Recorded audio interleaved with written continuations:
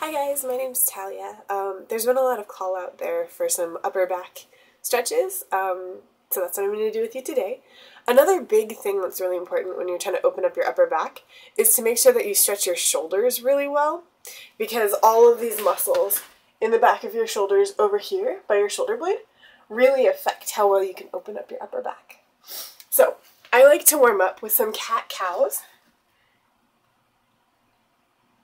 Going nice and slow at your own pace, really sinking your belly button to the floor and then pulling it up to the sky. Once you've done enough of those to feel comfortable, move on to happy puppies. So that means sticking your rib cage out to one side and your head and tailbone to the other and circling through. So I'm basically making a big circle with my rib cage. It feels really good once you figure it out, but it's a little difficult to coordinate. And going the other way, just to really warm up your entire back and make sure that you're bending all the way through.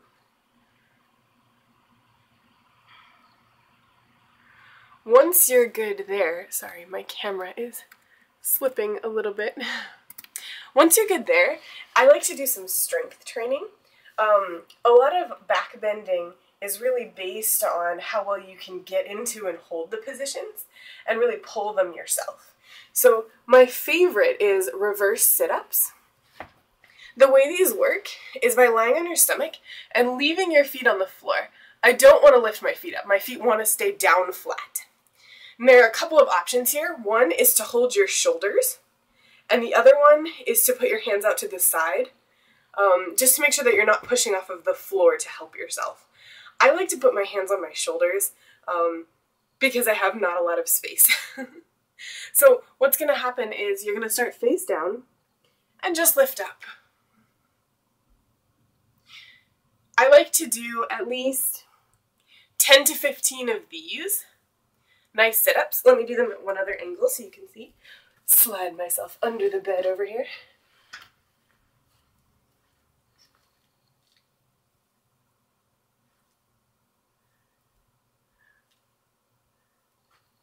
Yeah, so once you do at least 10 to 15 of those, do them with a little bit of support on the wall. So what that means to me is that I'm going to push just a tiny little bit just to get myself that little extra bit up and still be using my muscles the entire time. So my arms are doing as little as possible and my abs and back are doing as much as they can to help get me the bend. The ultimate goal is to get those shoulder blades over top of your hips in the back. If you have a partner, they can also help pull your shoulders up and over towards your butt.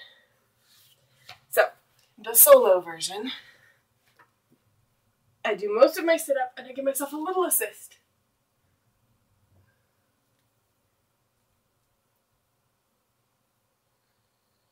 Lowering down really slowly and trying not to use your arms is also a good call too.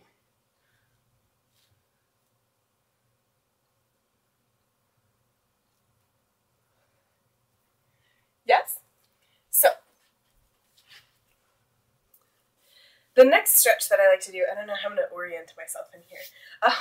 The next stretch that I like to do is sort of a cat stretch on the ground. Let me scoot back.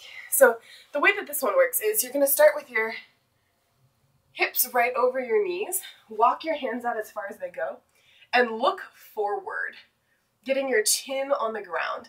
And your aim is to really get your chin all the way through your sternum, flat on the floor, and close to your knees. So it looks like this. And when I breathe out, I'm focusing on sending my sternum further towards the ground.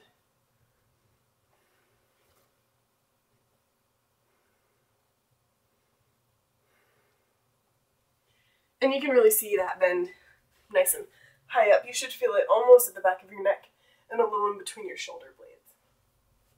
So from here, now that your upper back is nice and warm, by the way, I would definitely hold all of these for longer than I am right now. But once your upper back is nice and warm, move on to shoulders so that you can actually do some real deep upper back stretching without your shoulders getting in the way. So I like to do some nice shoulder circles. starting with my arms in, going both ways. Again, I'm doing the abbreviated version, and then making them nice and big. So crunchy today. And other way.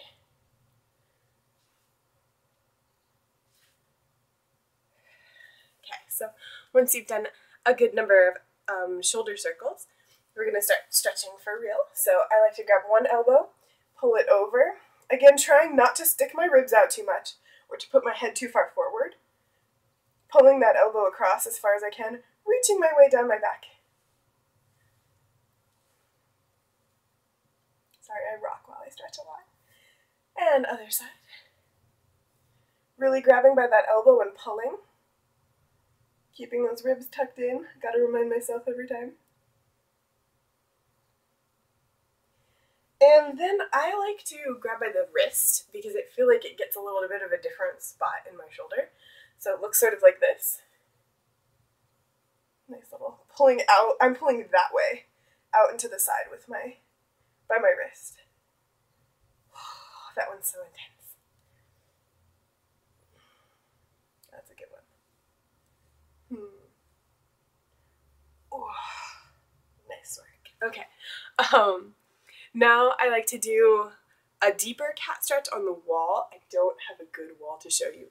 I'm just use this towel over here. Normally I would do this standing, and I'll try it on the door in a minute, but I don't have a lot of camera space to work with right now.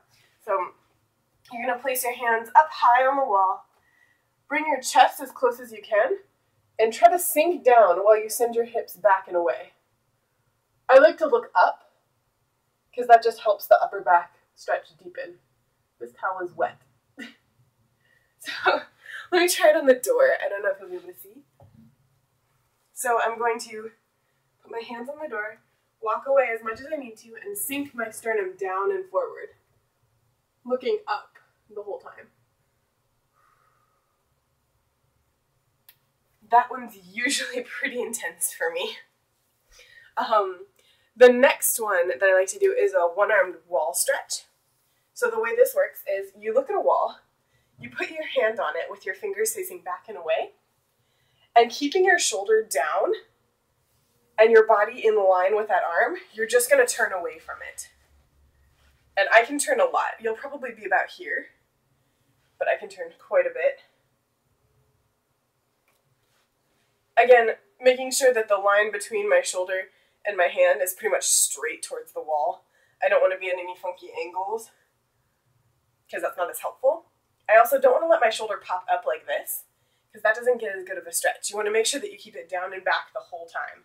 This you're going to feel like in your armpit, and it might make some of your fingers a little bit tingly numb too if you do it really well. So you want to make sure to get both sides.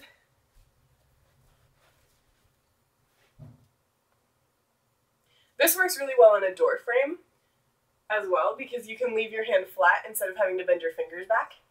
So it gets less of a stretch in your fingers. So I would put it like on the edge of a wall or a door frame like this with my hand flat and try it there. Okay, the next one, this is my favorite stretch. This is a nice one too if you have a buddy. You can have them just gently push on your hands, very gently push on your hands as you come over. It feels really good. Sometimes I like to catch my hands under a bed or a couch or something like that too. So the way you start, standing up, you're going to clasp your fingers behind your back, turn them towards your butt, not away. Turn them towards your butt so that you flip your fingers inside out. So they're facing the ground, yeah? Once they're facing the ground, you can start to bend over with a flat back and straight knees and let your arms tip over your head. If this is hard, you can put a little bend in your knees and sink your chest further forward. And that'll give you a little bit deeper of a stretch. This looks really funky, but it's super nice. Really relaxing into this position.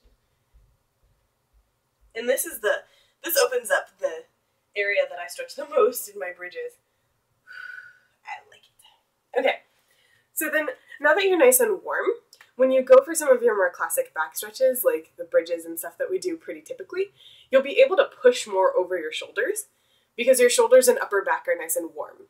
So this is the time when I would go into your straight leg bridge, which you're gonna have a really hard time seeing here because I don't have a ton of space, and really push over your shoulders. So start with your legs apart for this one because it's a lot easier and it keeps some of the bend out of your lower back.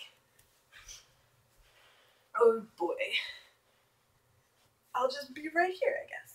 Okay, so you're gonna come up with your legs apart and see how I'm really far in front of my hands right now? That's not helpful. It's all in my lower back. My upper back is kind of a board. I want to push forward with my legs and look up and back with my head. This will get me more over my hands and get more of a stretch in my upper back. So again, it's really about pushing over your shoulders so that your arms and your shoulder are in one straight line, and about looking up and back, like you want to see your own butt, because as you do that, you're opening your chest more and allowing for more space to press forward and open as you push back into your arms. Okay, the last one that I really like to do is the forearm bridge. This is the same concept as the last one that we did, but now you have a little bit more of a chance to help the stretch. This might not be for beginners. It might be a little bit more advanced. I'm not really sure. So give it a try carefully, maybe with a spotter. But basically the goal is to get down onto your elbows in your bridge and see if you can help push your head a little further back to help open that chest up a little bit more and get that butt to head distance a little bit closer. So I won't be able to talk during this one because I'm stretching my neck a lot. So let me just demonstrate. You start in your bridge and walk down to your elbows.